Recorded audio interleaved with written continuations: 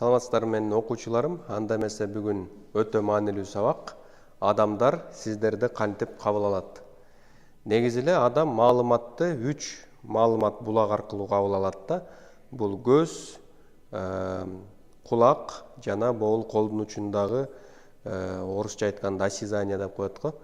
Иши кылып 55% маалыматты адам көзү менен кабыл алат экен да. Ошон үчүн сиз биринчи келатканда эле адам көзү менен карап 55% сиз боюнча уже маалымат түзүп койду. Сиз шашып пушуп бир нерсени кийип алсаңыз, бырыш-тырыш, бир бетиңиз, бир жарыңыз кирип болсо, ошол 55% сиз боюнча мындай маалымат түшүнүк берип койгондон кийин кайра аны оңдош, кайра башка бир өзүңүздү мындай ишенимдүү, уверенный көрсөткөнгө кеч болуп калышы мүмкүн да. Ошон үчүн бүгүн сиздин келбетиңиз кандай болуш керек? Ошо боюнча басым кылып сиздерге айтып берем да. Мына ар бир адамдын эле эң биринчи азыркы заманда кийим аркылуу кабыл алат экен да. Мына кийим биз айтабыз таза болсун, тыкан болсун, бул мейли. Бирок биз мисалы үчүн тетигил университетте жаңы окуп атканда апам деген мындай тыкан жакшы эле кийимдерди бир алып берчи, ошону көпкө чейин кийип жүрө берчүбүз да. Эч качан мындай бат-баттан модага жараша деп алмаштырчу эмеспиз. Анан элестет тетигил 10-класста кийип жүргөн көйнөгүңдү дагы деле 1-2 курста кийип жүрөсүң. Ошол эле 10-класста кийип жүргөн свитерди дагы эле 1-2 курстан кийип жүрөсүң. А бирок элдер давно эле андай свитер кийбей калган, андай көйнөк кийбей калган да. Ошентип элдер бирдеме деп айтса, биз кабыл алчу эмеспиз да. Бул эмне? Жапжаңы, сонун эле көйнөк, мына каерден жыртыгын көрүп атасың депчи. Анткени аны жакшы жууп, үтүктөп, тыкан кылып кийчүбүз. Просто элдер ойлоп, элдер карап ойлочу да, бул эмне жаңы алып албайбы деген ой кетчи элдердечи. А бизде андай түшүнүк жок болчу. Ошентип модадан кеткен эски кийимдерди кийип жүргөнүмдү өзүмө баа бербептирмин. Дал ошентип 3-курстан Замира Молдошованын Profession деген курсуна туш келип калдым да. Ал жерде мени ментор кылышты. Ментор деген команданы башкарат экен да. Кол алдымда бир визажист, бир стилист, анан бир дизайнер болду. Ошол үчөөнү мен башкарышым керек экен да. Анан мындай кылабыз, мындай стиль кылабыз деп айтышым керек экен. Ошол менин командамдагылар дароо эле айтты да, сен Чыңгыз жакшы кийинет экенсиң, эми мындай таза кийинесиң, бирок алдыгыл кийимиңдин баары эскирип калган. Давай бүт гардеробуңдагы кийимиңдериңди мүшөккө чогултуп туруп, карылар үйүнө берип салабыз дешти да. Анан мен аябай таарынып, кантип эле ошондой болсун деп чын эле ойлонуп көрсөм, эч ким антип кийинбей калыптыр уже. А мен эң биринчи адамдын ички баалуулугу маанилүү, адамдын интеллектуалдуу, акылдуулугу маанилүү деп ушинтип эски болгон модадан чыккан кийимдерди кийип жүрө бериптирмин. Сиздер деле Чыңгыз Исмаилов деп Google'дан карап көрсөңүздөр, ошо прическамды карачу эмес экенмин, кандай кийим кийип жүрөм карачу эмес экенмин. Ошентип жанагы накта ученыйлар болот го, лабораторияда күндүр-түндүр иштеген. Дал ошондой илимий изилдөөчүлөргө окшош калыптырмын да. Алардын советин угуп, мен бүт кийимдеримди алып жок кылдым да, гардеробду бүт тазаладым. Ошентип анан жаңы кийим алып баштадым да. Анан көрсө мындай экен, эгерде сиз жашооңузга бир жаңы бир нерсени пайда кылам десеңиз, анда эски колдонбогон нерселерди уже ыргытыш керек экен да. Мисалы үчүн бул бут кийим мейли бүтүн болсун, бирок аны уже 2 жылдан бери кийбей атасың. Эмне кармап жүрөсүң, ыргытпай. Бул свитерди 1 жылдан бери кие элексиң, ыргытпай. Бул топ кийимдерди мындай, бул жакшы эле, бүтүн эле деп жүрөсүңбү, аяп атасыңбы, хорошо анда чогултуп туруп, айылдагы туугандарыңа берип сал, же карылар дебедимби, жаштар балдар үйүнө берип салсын, улгайган адамдар карылар үйүнө берип салсын да. Ошонткенде анан жашооңузда бир жаңы нерсе пайда болот экен. Ошон үчүн адам дайыма сизди көзү менен кабыл алат да. Жанагы көп балдар бар, мындай спортивный эле кийинип жүрө берет да.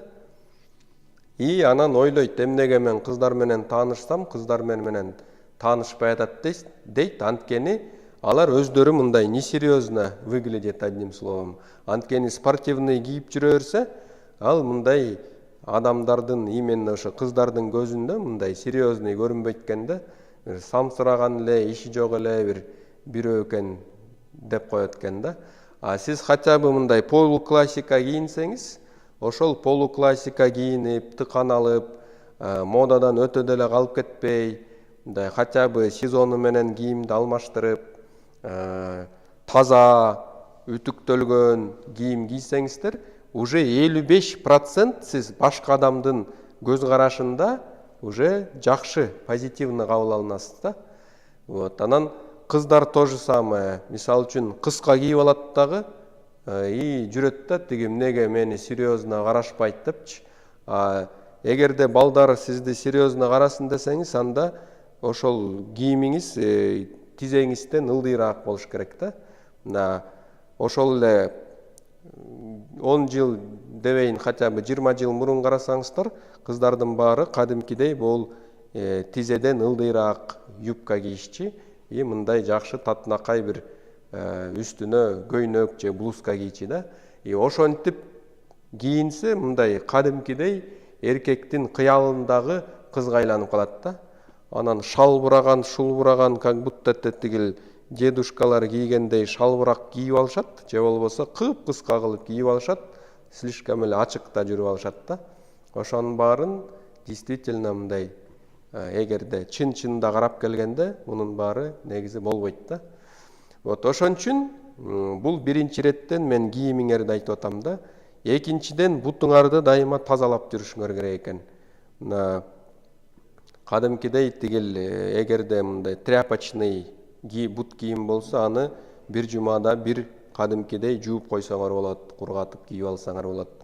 Эгерде туфли болсо, анда бир тряпка ала жүрүп, сүрүп жүрүшүңөр керек. Анан үчүнчүдөн дайыма ушул прическадагы көңүл бурушуңар керек экен да. Көбү тиги прическасын мындай модный кылгандан уяла берет да. Мен тигинтип алсам, анан элдер эмне деп ойлойт? Элдер на самом деле наоборот, сиз мынтип жүдөмүш болуп, чачыңызды өстүрүп алып, бир нормальный тарабай жүрсөңөр, ошол жаман көрүнөт да. Менде тааныш бир досум бар, менден көп болсо 2 жаш улуу, анан илгери совет доорунда мындай чолкасын түшүрүп алып эле жүргөн, прическа менен жүргөн. Анан мен айттым да, чын-чынында азыр уже антип эч ким жүрбөй калыптыр.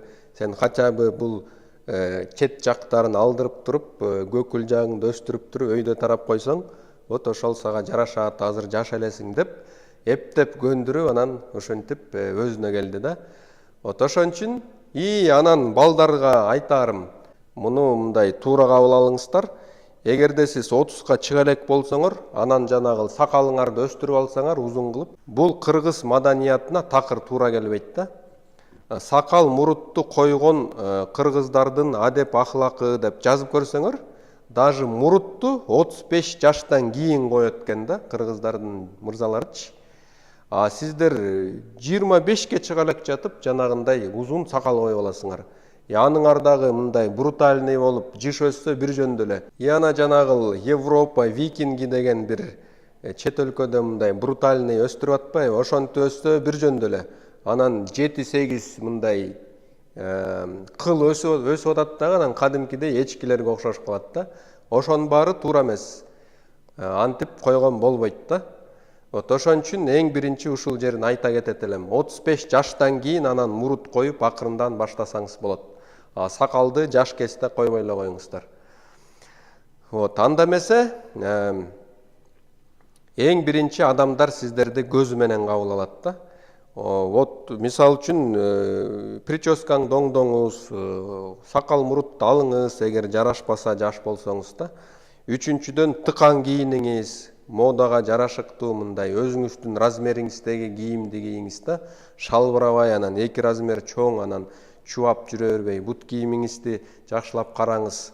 Бул жерге кошуп кете турчу нерсе сөзсүз түрдө телосложение, дене түзүлүшүңүз жакшы болуш керек. Эгерде дене түзүлүшүңүз жакшы болсо, анда любой кийим жараша берет да. Мына мисал үчүн сиз тренажерный залга барып мындай жакшы чымыр жакшы жүрсөңүз любой кийим жарашат. Элестетиңиз, эгер чересчур арык болсоңуз, кандай кийим кийбесеңиз деле мындай шалбырап эле жарашпай калат да. А эгерде наоборот сиздер чоң салмактуу болсоңуздар, там өтө шалбыраган эмелерди кийип, өзүңүздүн толук жериңизди мынтип жапкыңыз келип эле ушинтип өзүңүздө болгон уверенность деген жоголо баштайт да. Ошон үчүн бул дисциплинанын эле жанагы волянын эле кесепети да. Эгерде сиз хотя бы мейли 3 ай аракет кылайын деп 3 ай тренажерга барып койсоңуз, эркектер, аялдар диетага туруп хотя бы физзарядка жасап койсоңуздар, кадимкидей өзүңүздүн дене түзүлүшүңүз өзүңүзгө жага баштайт да. Кийимдер да жарашыктуу боло баштайт. И башка адамдын көз карандысында, то есть кимдер сиздерди кантип карайт да, ошолордун көзүндө сиздер жакшы көрүнө баштайсыздар да. Ички дагы өзүңүздөргө болгон сыйлооңуз, урматыңыз күчөй баштайт. И бул өзүнө болгон ишеним бул өтө маанилүү экен да. Мисал үчүн кээ бир кыздар бар, сулуу жакшынакай турса деле пластикалык операция жасай берет да. Алып туруп губасын качайтып чоңойто берет. Анан өзүнүн төшү жакшы болсо деле анан 4-чү размер кылып чоңойтуп алат. Анан чачымды өстүрүшүм керек деп улап алат бир нерселерди. Сөзсүз түрдө биерин чийип, кашын искусственный кылып чийдирет. Сөзсүз түрдө бир жумада бир жолу жанагы кирпиктерди чаптайт. Сөзсүз түрдө 4-5 күндө бирден маникюрун алмаштырат. Мейли бул маникюр, кирпик, мейли мындай эле коеюн. А бирок именно ушу операциялар туура эмес да. И ученыйлар мындай көрүптүр да, мына боул кыз өзүнө неуверенный дейт экен да, өзүнүн келбети өзүнө жакпайт. Хорошо деп туруп, сонун пластический хирургиядан жасап беришет экен дагы, бети өзгөрсө деле жанагыл ичинде болгон неуверенность кала берет экен да. Ошон үчүн уверенность деген ичтен пайда болуп, анан сыртка чыгат. Мисал үчүн көп бай эркектер бар да. Бай эркектер мисал үчүн аябай миллион кылды, акчасы бар, бирок ичиндеги неуверенность калат экен дагы элечи. А наоборот, ичинде уверенный болгон адам эч кандай ресурсу жок деле бир ийгиликке жетип алат экен. Эч кандай ресурсу жок деле красавица девушкасы болот экен мисал үчүнчү. Ал эмнеден жаралып атат? Менин баалуулугум ичимде. Мен кандай абалда болбосун, өзүмдүн жанымды багып кете алам деген ушундай ишеним керек да.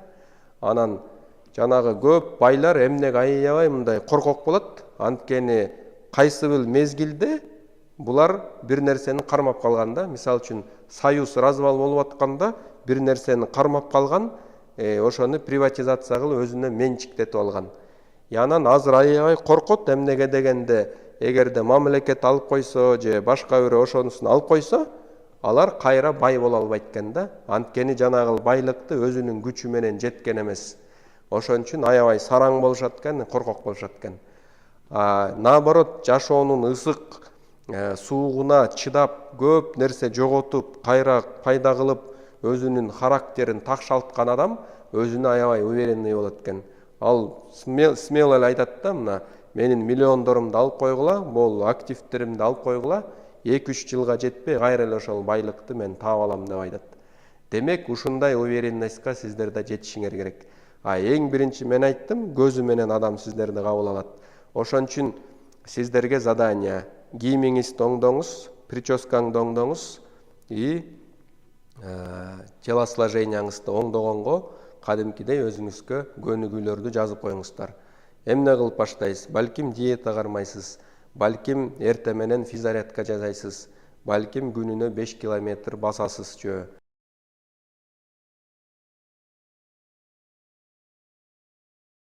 Эгерде ошону аткара баштасаңыз, 3-4 айдан кийин мага аябай ыраазычылыгыңызды билдиресиз да. Ошолорду жазып алып туруп, кураторлорго жөнөтүп коюңуз, сиздерге обратный связь берет. Кудай буйруса 5-сабактан жолугабыз.